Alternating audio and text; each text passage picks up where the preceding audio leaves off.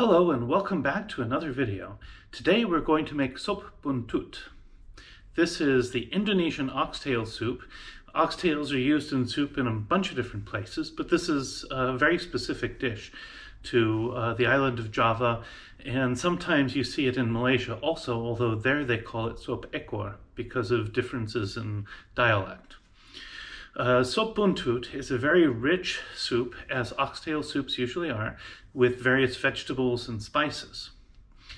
This is one of sort of the most typical dishes that people think of when they think of Indonesian food. So go ahead and enjoy this. We'll be talking about what makes the broth of this different variations that people make, and various accompaniments for it also. So Indonesian food, one of the things that makes it very different from Western food has to do with the role of certain spices. In Western food, we tend to think of sweet spices like cinnamon, clove, and nutmeg as things that we put in desserts exclusively, and we almost never use those in heavier main dishes like when we're cooking meats. Indonesia, though, is the birthplace of many of these spices. So nutmeg, cinnamon, cloves, they all come from Indonesia. So Indonesian cooking has a very different way of using these just simply because of the history. Now, in Western culture, these spices came up through the Silk Road to Europe fairly early on, but they were very expensive, so they were only used in luxury foods such as desserts. But where they were grown, the use of them is much wider. A nice comparable example would be if you look at, for example, the use of caraway with meat dishes in Germany. This is, again, an old spice, an old seasoning that exists from this area, and it's specific to sort of Northern European cooking in this regard. Similarly, where these spices came from in Indonesia, people cooked all kinds of food with them. So when we talk about a lot of Indonesian foods, these spices feature very heavily.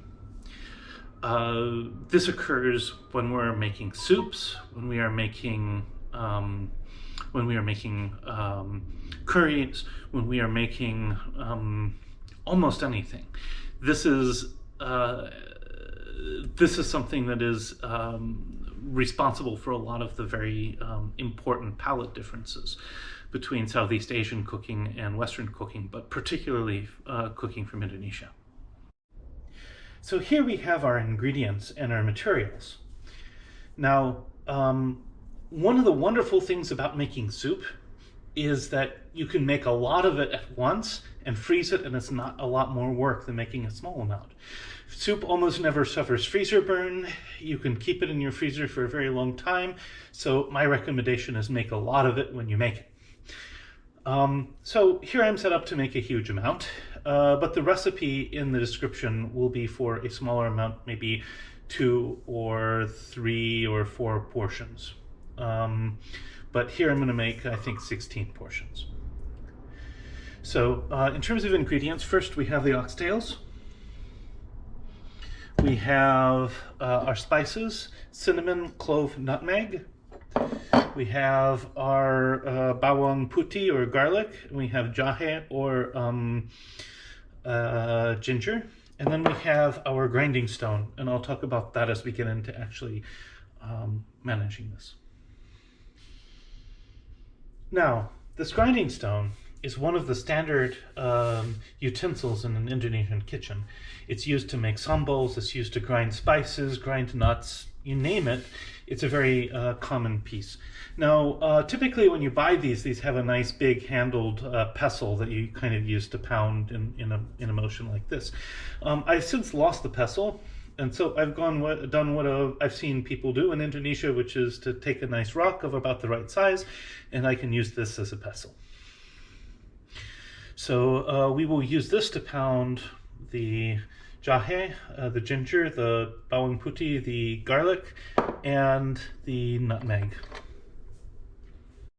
So the first thing we're going to do is to take our oxtails and put them in the pot. Sometimes people like to saute these or fry them. I don't. Keep in mind that oxtails have a bit of fat on them. You can trim the fat off, but we're going to scoop the fat off as time goes on. And then we will just kind of barely cover these with water.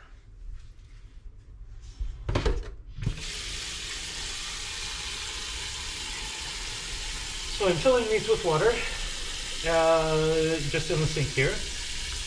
And basically, as you plan your portions, each portion should probably include one large oxtail or a few small oxtails.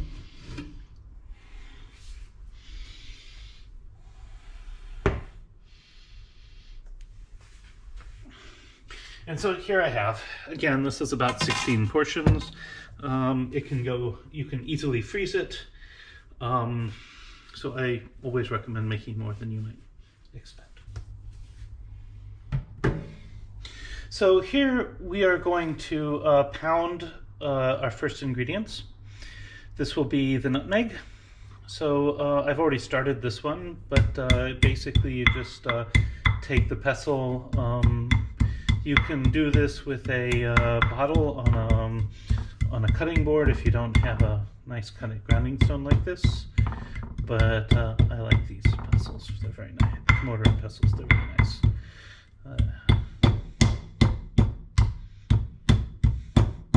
And don't hit it too hard. Just kind of.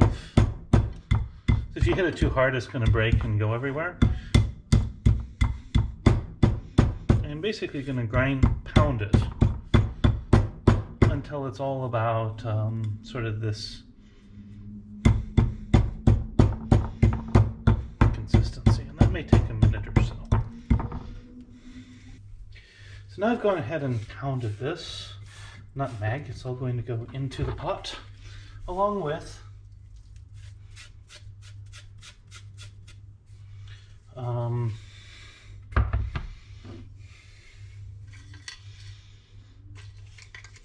cinnamon sticks, cloves, and I'm going to take these soft ingredients and I'm going to put them on the cutting board and I'm going to start to pound them too. And I'm just going to show you how far we pound each piece. So for the ginger, we're just trying to bruise it like this. For the garlic, we also want to kind of bruise and mash it a bit. So we'll do that with all the pieces, and then we'll go ahead and get this started. And so here we have bruised ginger. That piece, I guess, could be a bit more bruised. And kind of bruised mashed garlic. And all this is going to go into the broth pot. Now, one of the big differences between this sort of broth and a Western broth is that usually in a Western broth, you'll take your garlic or onions and you'll saute it before you add your water. With these Asian broths, they tend to be made a bit different. The ingredients tend to go in, at least in a broth like this, in a reasonably fresh state. So just to show you what it looks like, I did add a small amount more water, and we end up with this stuff here. And we're going to cook this until the oxtails are tender, and until they're getting tender, and then we'll take the fat off the top. Sometimes people will saute the spices before adding them in, but then if you do that, you need to be really careful about making sure you've trimmed all of the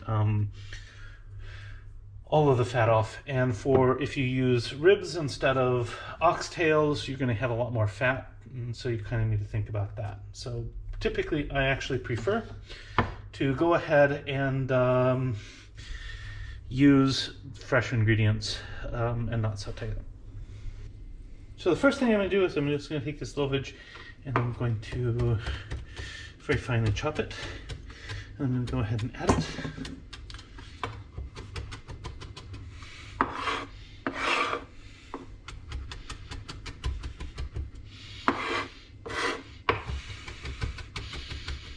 And you can see that lovage has a very strong celery smell, so I'm not using much. Again, normally you would use the stalks from like leaves on the celery root plant, or you can go ahead and if you can get seledri kecil or small celery in Indonesian stores, that would be also good. For the potatoes, I'm going to cut them into pieces, maybe like that. These will go in. And for the carrots, they'll get cut into pieces about like this. Onto the tomatoes. We will cut the tomatoes in a similar way. And again, Indonesian food tends to use paste tomatoes. So again, cutting them about like yay. So like a plum tomato or a roma tomato, those are sort of the ideal types. They're not quite like the tomatoes they have in Indonesia, which tend to be a little greener and oddly enough a little bit sweeter. But they work.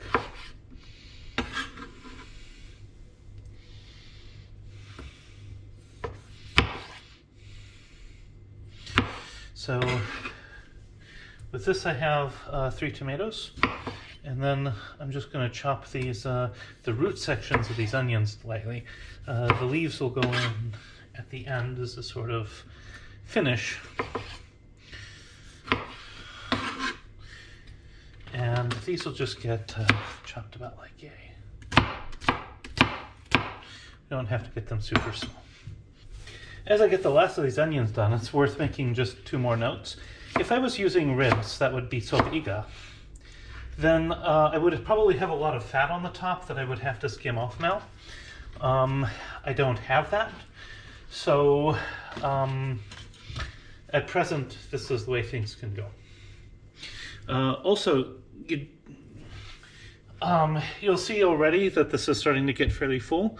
I want to make sure that when I start, I have just enough water for all of this. If you add more water, it changes the flavor profile because the relationship between the water and the spices change. So now, as the potatoes have started to soften a bit, we've gone ahead and taken the green onions, the rest of the bunch, and we've cut them about like yay. And I'm just going to go ahead and add those. This will make a nice sort of garnish, add a little bit of flavor. And when I serve this, it will end up looking and tasting very nice. Everything's in place. I'm going to gently stir things up. And now I have a nice stew.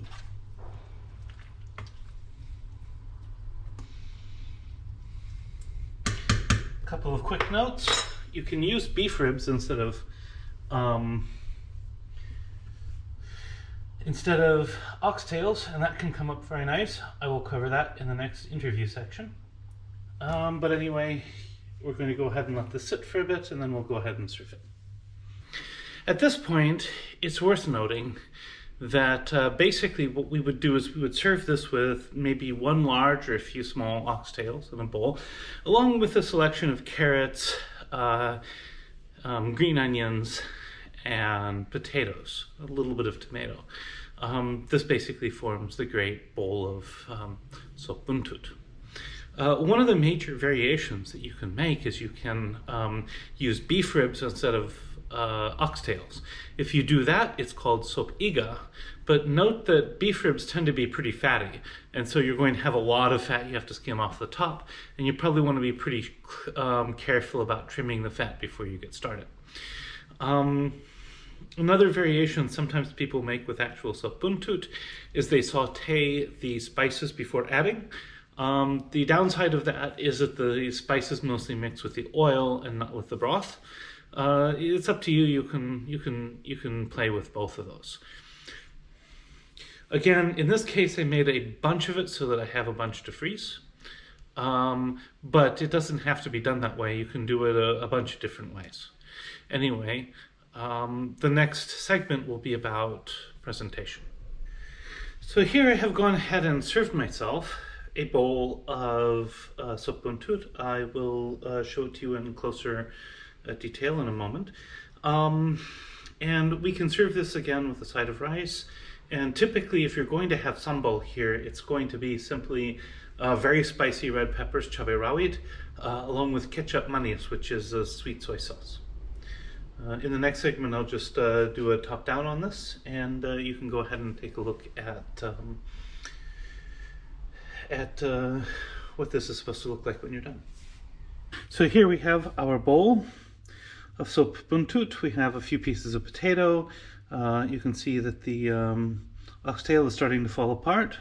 It's now very tender. We have green onions, a little bit of tomato, and typically we're going to serve this with a wedge of lime that you can squeeze over the top, a side of rice, and maybe a mixture of sweet soy sauce and hot, very spicy red pepper. Now, if you don't have sweet soy sauce, you can use a mixture of salty soy sauce and like a brown sugar to make that a bit sweeter, or ideally coconut sugar. So thank you very much for watching this video on how to make Sop Buntut. This is probably one of the most wonderful Indonesian food dishes that you can make. It is, the broth is very nicely and fully spiced by nutmeg, cinnamon, clove, that sort of thing. And the meat comes out tender, delicious, with a sort of flavor that you can't find in many other cuisines. Again, you can make this with rib instead, but then you have to worry about fat. You can make this, perhaps, some people add black pepper. I didn't add any this time. Some people add shallots. I didn't add any this time. Some people add onion. I didn't add any this time. What I've made is a pretty basic version here. Thank you again. And if you want help on locating components or equipment for this, feel free to mention so in the comments. Thanks for watching.